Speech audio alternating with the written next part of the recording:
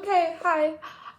So I just wanted to make like a quick video about some of my key takeaways from The Psychology of Money, especially about how money relates to happiness, because that was one of the most interesting parts of the book for me.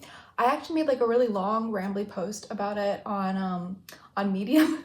So if you want to like learn a lot more about my thoughts on it, in a very poorly edited way, then yeah, I can leave the link to that in the description. But yeah, so The Psychology of Money is a book by Morgan Housel. I don't know if I pronounced his name right, but I think it was written in 2020. Yeah, it has about 20 different chapters with like these kind of pieces of advice, kind of like in a very succinct way about common misconceptions around our personal finances and about like, yeah, what to do instead or how to look at things instead. So it's definitely very interesting.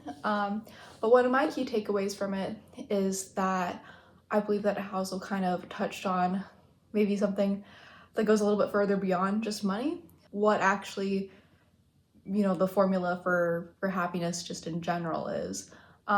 So there's a lot of interesting things in this book and a lot more than what I talk about here and what I wrote about in my Medium post. But yeah, this kind of idea of like, what actually is, I guess, happiness when we think about it. And he argues like several things. The first one being that happiness is kind of like, it's when you like account for that gap between your expectations and reality. So if you want a lot of stuff, and this is where it comes into play with like personal finance and everything, is if you want a lot of stuff, then it's harder to be happy. You're never quite satisfied. You never have enough. So that's why you can have like people who have loads and loads of money and can buy loads and loads of things, and yet the goalposts keep moving because they're never quite satisfied with it, even if they have more money than a lot of like the average people in their country. So it's one of those interesting things too with like when you talk about the goalpost moving and like the things that we want. When we think we want something, a lot of times what we actually want is like how that thing makes us feel or how we think it makes us feel. So I sort of like, I've been like applying that to some of my own life and everything, realizing that there's things that I want, but then it's actually what I want is like what that thing represents to me. So I think I used the example of like a red dress that I saw at Target the other day, and I thought it was really pretty, but firstly the quality wasn't even that good, but it was just kind of more what it represented to me. But anyways, that is kind of like the first takeaway for me, was that one of the best ways to be happy is to not want so much and to be more satisfied with what you have.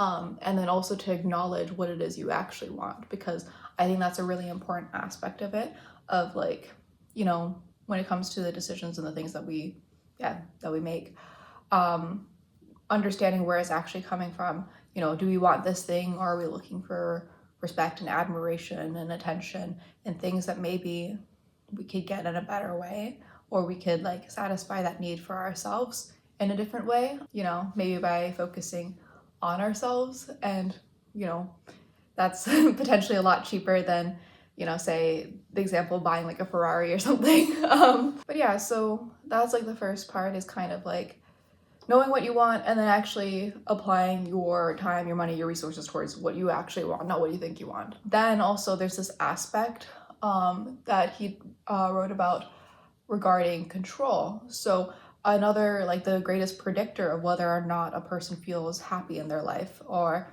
like they have this kind of general sense of well-being, is whether or not they feel that they're in control of their own life. So it kind of comes back into this this idea of like why it's important to save.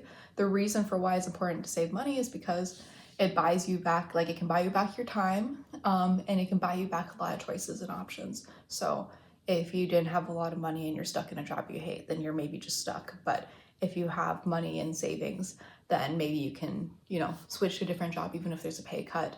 And then there's also like for unexpected things that happen in life, your hands are less tied when you have more options and more resources that you can put towards it. One of the interesting takeaways as well is like, I think a lot of times what we actually want is more control over our lives, and that's why we try to spend money on certain things. But actually, in saving money and having that kind of cushion for the future, we gain a lot of our control. So sometimes the best way to spend your money is to actually just invest it in savings or invest it in, you know, your Roth IRA and everything. So that was an interesting takeaway for me. So I made this kind of diagram here so you can sort of see, you know, realizing and understanding what you actually want. That leads to investing time, energy, and money into the things that you actually want.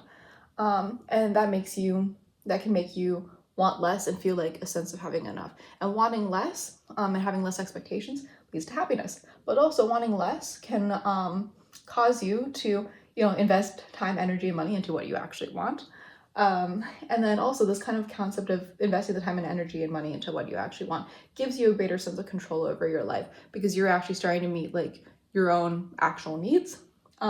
So yeah, you have your greatest sense of control over your life and your time, and that also produces genuine happiness because this sense of control is like the greatest predictor across income groups, location, the kind of job and education that people have. That's like the main factor. It has nothing to do with how high somebody's income is. It appears, above a certain point, right? There is like above a certain point, it doesn't matter how high a person's income is. It's more the greater sense of control that determines whether or not they are happy. So this greater sense of control also can result in wanting less and having enough. And wanting less and having enough also gives you a greater sense of control of your life and your time. And so what I've got here also is like what I've sort of gathered, at least from my own life, is oftentimes when we want something or we think we want something, actually that ties back to what we really want is a greater sense of control over our life and our time and how we're spending our life. And, you know, if we're not cognizant of that, then we spend money on the wrong stuff and we spend time on the wrong stuff and we don't feel any happier. So yeah, that is kind of my key takeaways at the moment. And thank you so much for watching. And I would definitely recommend reading this book because it was so interesting. It was definitely a good book to start off 2026 with. And yeah, thank you.